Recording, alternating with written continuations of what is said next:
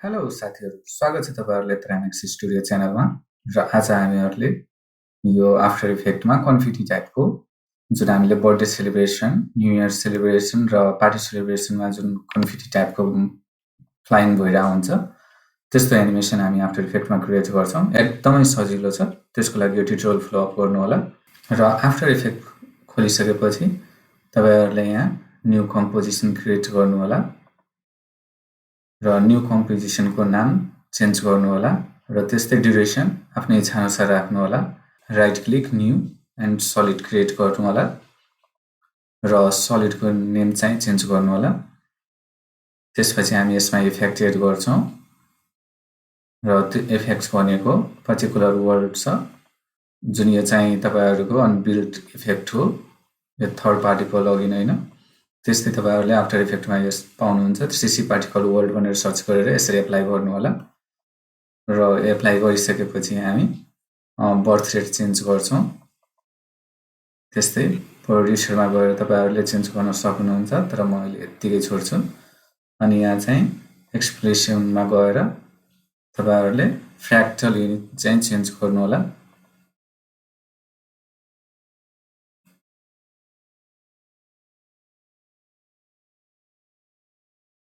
र यो गरिसकेपछि हामीले भेलोसिटी चेन्ज गर्छौँ 1.5, त्यस्तै ग्राभिटी गर्छौँ 0.22 या तपाईँहरूले 2.5 गर्दा नि हुन्छ। त्यस्तै रेसिस्टेन्टमा 1 चाहिँ राख्छौँ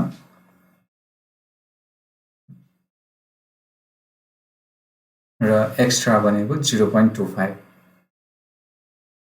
त्यस्तै हामी अब पार्टिकलमा गएर यसको पार्टिकल्समा ट्राइप्लोगन राख्छौँ।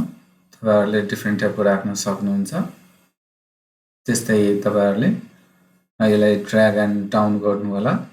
यो एनिमेसन तलबाट सुरु गर्नलाई ड्र्याग एन्ड डाउन गर्नु होला र यहाँ हामीले चाहिँ अब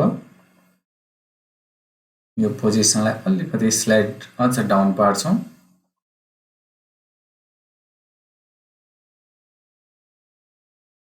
र प्ले गर्दा देख्न सक्नुहुन्छ यो क्रिएट भएको छ। र अझ बेटर लुक्सको लागि हामीले यहाँ चाहिँ के अझ सर्टेन भ्यालुजहरू चेन्ज गर्छौँ। यही अनुसारको चेन्ज गर्नु होला।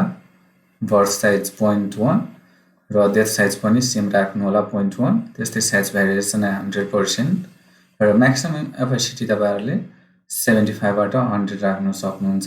त्यस्तै 75 राख्दा पनि हुन्छ, तर अझ ग्लोसिनेसको लागि 100 राख्नु होला। त्यस्तै हामीहरू कस्टम कलर म्यापमा गएर नि गर्न सक्छौँ, तर यसको लागि हामीले छुट्टै अब दिन्छौँ। त्यस्तै अपासिटी म्यापमा गएर यसरी यो सबै क्लियर गर्नु होला।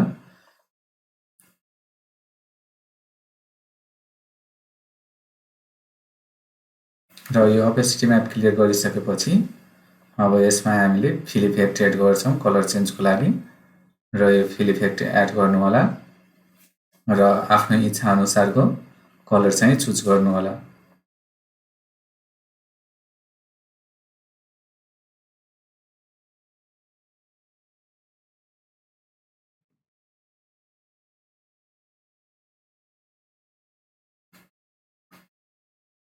र यसरी कलर सिलेक्ट गरिसकेपछि हामी अब बर्थ रेट एनिमेसन गर्छौँ जुन सर्टेन टाइमपछि आफै अटोमेटिक अफ होस्। एउटा ब्यालुन ब्रस्ट जस्तो क्रिएट गर्छौँ। त्यसको लागि फर्स्ट फ्रेममा आएर तपाईँहरूले यसरी की फ्रेम लाउनु होला र फरवार्ड गरेर की फ्रेम लाउनु होला र त्यो की फ्रेम यु प्रेस गरेर हेर्न सक्नुहुन्छ।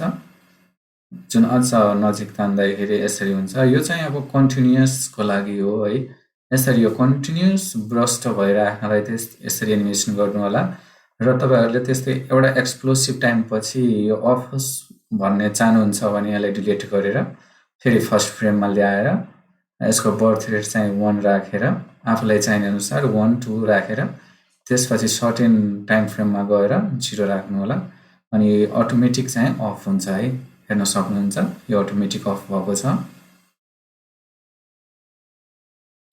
त्यस्तै अब यसको कति सेकेन्डको लागि राख्ने भन्ने कुरा आयो। तपाईँले अब 5 सेकेन्ड राख्नु हो भने अझ लङ चाहन्छ यो। त्यस्तै तपाईँले देख्न सक्नुहुन्छ यो ब्रस्ट मजाले ब्रस्ट भइरहेछ र आफै चाहिँ अफ भइरहेको छ।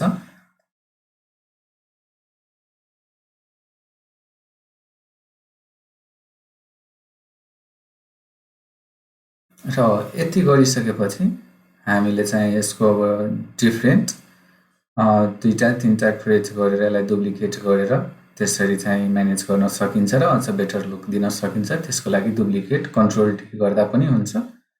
अनि यसरी डुप्लिकेट गरिसकेपछि यहाँ चाहिँ एक्स्ट्रामा गएर ऱ्यान्डम सिट चाहिँ चेन्ज गर्नु होला र यो सेम कलर भएकोले यहाँ डिफ्रेन्स देखिएको छैन, तर हामीले चाहिँ यहाँ अब यसको कलर चेन्ज गर्छौँ र तपाईले देख्न सक्नुहुन्छ यो 2टा भेरिएसनको कन्फिटी चाहिँ क्रिएट भएको छ। त्यस्तै अब यसको कन्फिटीको साइज र भेरिएसन चेन्ज गर्नलाई यसरी तपाईहरुले क्वाड पोलिगन लिन सक्नुहुन्छ। यो क्वाड पोलिगन लिँदाखेरि तपाईहरुले आफ्नो अनुसारको भेरिएसन राख्नु होला र कलर पनि यसरी चेन्ज गर्नु होला। र त्यस्तै अब 2-3 वटा क्रिएट गरिसकेपछि सेम प्रोसिजरमा क्रिएट गरिसकेपछि यसलाई चाहिँ पुरै सिलेक्ट गरेर प्रिकम्पोज गरिसकेपछि यसको ग्लोसिनेट क्रिएट गर्छौं। त्यस्तै प्रिकम्पोज यसरी नै गर्नु होला र यसमा चाहिँ हामीले इफेक्ट एन्ड प्रिसेटमा गएर यसरी ग्लो सर्च गर्नु होला र यो ग्लो तपाईसँग डिप ग्लो स्टार ग्लोहरु छ भने हाल्नु होला, नत्र अब चाहिँ सिम्पली ग्लोमा गएर तपाईहरुले यो चाहिँ बिल्ट इफेक्ट नै हो, सो ग्लोमा गएर यसरी ग्लो प्लगइन एप्लाई गर्नु होला र यसको थ्रेशोल्ड 75 त्यस्तै रेडियस 40 र ग्लो इन्टेन्सिटी 1 नै छोड्नु होला र कलर लुक पनि 1 मै छोड्नु होला र तपाई देख्न सक्नुहुन्छ यो ग्लोसिनेस क्रिएट भएको छ र अझ बेटर लुक दिइरहेको छ यसले। र यसलाई चाहिँ अझ बेटर लुकको लागि तपाईहरुले कर्भ भन्ने प्लगइन पनि युज गर्न सक्नुहुन्छ र अन अफ गरेर हेर्नुस् डिफरेन्स यसको देखिन्छ यहाँ। र यस्तै ट्युटोरियलको लागि यो च्यानल फलो गर्नु होला र तपाईहरुले यो नोटिफिकेसन अन राख्नु होला ताकि यो अपलोड गर्ने बित्तिकै तपाईहरुका नोटिफिकेसन बजोस्।